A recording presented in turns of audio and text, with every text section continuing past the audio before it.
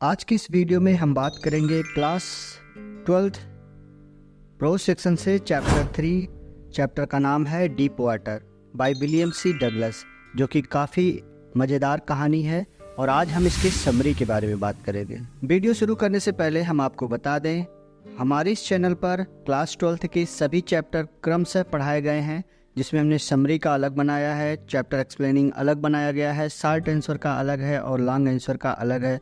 और आने वाले समय में हम सभी चैप्टर को कंप्लीट करेंगे और लगातार आपको वीडियो इस तरह से मिलेंगे। तो यदि आप चैनल पर नए हैं और पहली बार विजिट कर रहे हैं तो चैनल को सब्सक्राइब ज़रूर कर लीजिए, और वीडियो अच्छा लगे तो वीडियो को एक लाइक करके एक प्यारा सा कमेंट कर दें, जिससे हमें एक सपोर्ट मिलेगा। तो let's begin this chapter without wasting our time.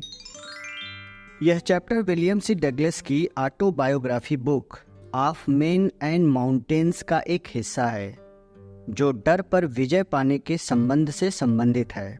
इस स्टोरी में डगलस ने पानी से अपने डर के बारे में बताया है और किस प्रकार उन्होंने अपनी स्ट्रॉन्ग विल पावर से, करेज से, हार्ड वर्क से, फर्म डिटर्मिनेशन से इस डर पर काबू पाया। इससे पता चलता है कि हमारे अधिकांश डर बेसलेस होते हैं और हमारा डर वहाँ खतरा पैदा करता है जहाँ असल में कोई खतरा ही नहीं होता है। लेखक का अनुभव इस प्रोवर्ब को भी सत्य साबित करता है, जिसमें कहा गया है, किसी ने सत्य कहा है, where there is will there is way, जहाँ चाह वहाँ राह।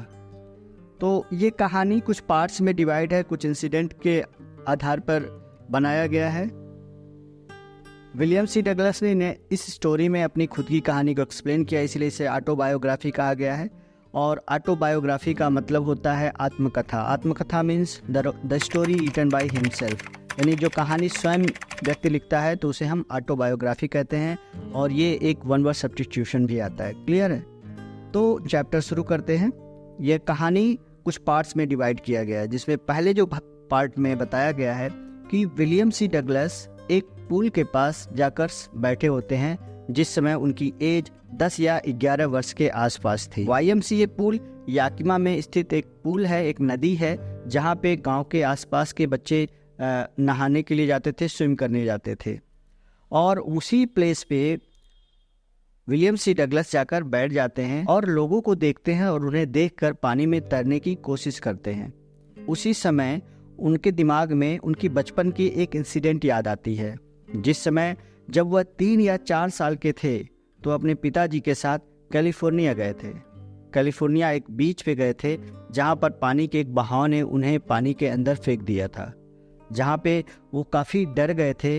पानी के अंदर वो डूब गए थे, जिसकी वजह से वह काफ़ी पानी से डरने लगे और उसके पिताजी उन्हें देखकर हंस रहे थे। तो तब से लेकर अब तक पानी से वो बहुत ज़्यादा डरने लगे थे। जिस समय विलियम सी डगलस उस सरोवर के किनारे बैठे हुए थे, उसी समय एक लड़का आता है। एक बिग ब्रूशियर बॉय के बारे में वर्णन किया गया है। वह काफ़ी हष्ट पुष्ट है और उसने डगलस को उठाया और उसे पुल के गहरे हिस्से में फेंक दिया। डगलस जिस कंडीशन में जैसे थे बैठे थे, उसी स्थिति में, यानी बैठने के ही पोजीशन में नदी में गिरने लगे। पहले राउंड में जब वो पानी के अंदर जा रहे थे, उस समय वो घबराते नहीं है। एक पल के लिए तो घबराहट फील होता है, बट थोड़ी देर के लिए वह सोचने लगते हैं कि अगर मैं पानी के नीचे जाऊंगा तो निश्चित रूप से मैं नीचे से ऊपर की तरफ छलांग लगाऊंगा और इस तरह से मैं पानी के ऊपर आ जाऊंगा और नदी के किनारे आ जाऊंगा। लेकिन जब वह पानी के अंदर जाते हैं तो अपनी पूरी ताकत इकट्ठा करके छलांग लगाते हैं, लेकिन बाहर वह निकल नहीं पाते हैं। बहुत ही धीमी स्पीड से बाहर की तरफ आते हैं, क्योंकि जिस गहराई में वो गए हुए हैं वो काफ़ी गहरा है। 9 फीट बताया गया है और वो 9 फीट इनको 90 फीट के आसपास लग रहा था। वो बहुत धीमे धीमे ऊपर की तरफ आ रहे थे। जब उन्होंने अपनी आंखें खोली तो उन्हें कुछ दिखाई नहीं दिया, केवल पानी दिखाई दिया।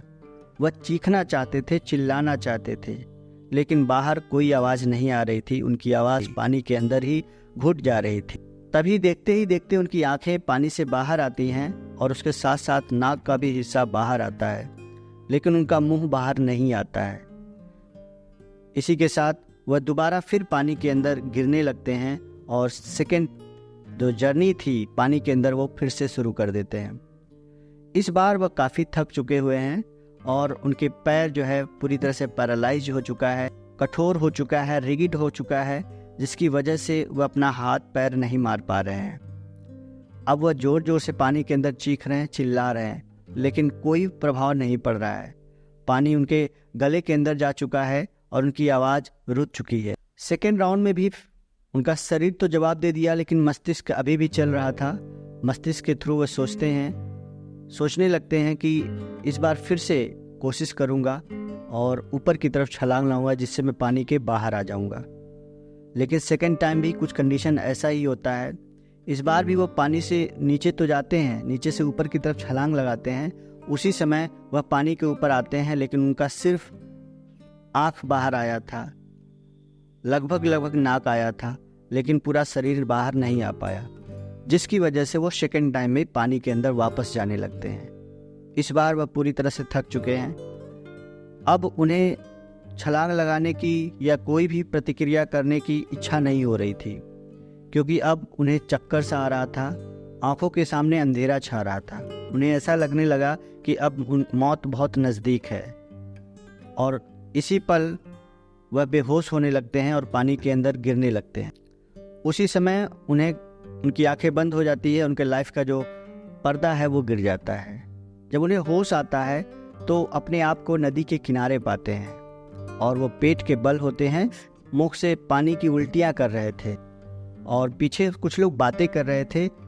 जो लड़का उन्हें फेंका था वो कह रहा है कि मैं तो मजाक कर रहा था, और वही आसपास जो लोग खड़े थे वो लोग कह रहे थे लड़का तो बच गया, बहुत गनीमत हुआ कि इसकी जान बचा ली गई। ऐसी बातें सुन रहे थे। विलियम सी डगलस काफ़ी डरे हुए थे। लाइफ का ये दूसरा इंसिडेंट उनके लिए काफ़ी इफेक्टिव था उनके लाइफ के लिए। और पहली बार बचपन में तो ऑलरेडी वो पानी से काफ़ी डरे हुए थे, लेकिन सेकेंड टाइम इस तरह की इंसिडेंट होती है तो और ज़्यादा वो डर जाते हैं। फिर वो पानी में तैरने सीखने के लिए वह एक टीचर रख लेते हैं। टीचर उन्हें ट्रेंड करते हैं, उन्हें पानी के अंदर सांस लेना, पानी के बाहर सांस रिलीज करना, ये सिखाते हैं।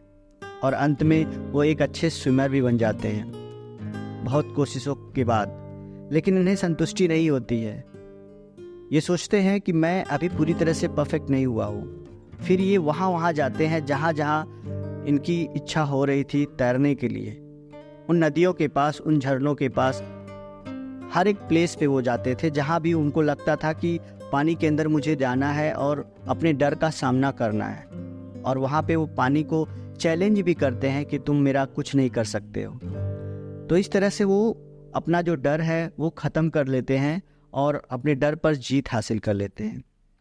ओवरऑल इस कहानी में यही बताया गया है कि हमें कभी भी किसी भी चीज़ से डरना नहीं चाहिए, हमें उसका सामना करना चाहिए।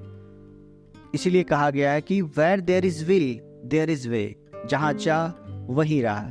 अंत में विलियम सी डगलस बताते हैं कि मृत्यु शांतिपूर्ण होती है, लेकिन यह मृत्यु का भय है जो इस इंसान को अपंग बना देता है। यहाँ पर उन्होंने राष्ट्रपति रूजवेल्ट को यह कहते हुए उद्धृत किया है कि all we have to fear is fear itself, because I had experience both the sensation of dying and the terror that fear of it can produce. The will to live somehow grew in intensity. इन्होंने बताया कि हमें केवल स्वयं के डर से ही डरना है। All we have to fear is fear itself, यानी हमारा जो खुद का जो डर है वही सबसे बड़ा डर है, हमें इस पर जीत हासिल करनी चाहिए। तो प्यारे बच्चों, आज का वीडियो यहीं पे समाप्त होता है। इसके पहले अगर आपने पहला और दूसरा चैप्टर का वीडियो नहीं देखा है तो उसका लिंक वीडियो के डिस्क्रिप्शन में हम दे रहे हैं, वहाँ पे आप जाकर पहला चैप्टर और सेकेंड चैप्टर ज़रूर देखें, उसके बाद ये तीसरा चैप्टर देखें। और आने वाले समय में हम चौथे चैप्टर को भी एक्सप्लेन करेंगे, उसका भी वीडियो आपको जल्द ही प्रोवाइड कर दिया जाएगा। तब तक के लिए टेक केयर, बाय बाय।